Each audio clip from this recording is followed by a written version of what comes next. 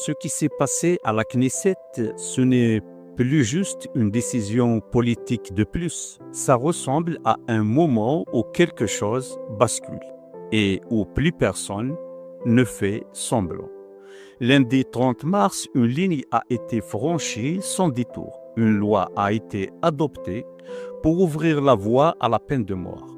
Officiellement, on parle de terreau-terreau, mais dans la réalité, tout le monde comprend qui est visé, les Palestiniens.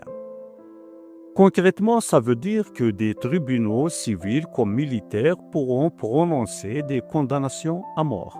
Et quand on sait qu'en Cisjordanie, les Palestiniens passent déjà devant les tribunaux militaires où les condamnations sont presque systématiques, on devine la suite.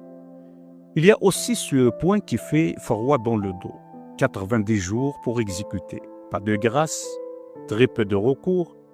Une justice qui va vite, trop vite même. Une justice qui ne laisse presque aucune place à l'erreur, ni au retour en arrière. Les organisations internationales parlent de violation du droit à la vie. Ils alertent, ils dénoncent, mais sur le terrain, ce qui se dessine est encore plus lourd. Une réalité qui devient de plus en plus dure, de plus en plus assumée. Parce que cette loi n'arrive pas de nulle part. Elle s'inscrit dans un quotidien déjà marqué par les arrestations massives, les détentions sans procès, les tensions permanentes, les humiliations répétées. Au fond, c'est peut-être ça le plus inquiétant. Ce qui choquait hier devient acceptable aujourd'hui et risque de devenir banal demain. Au revoir.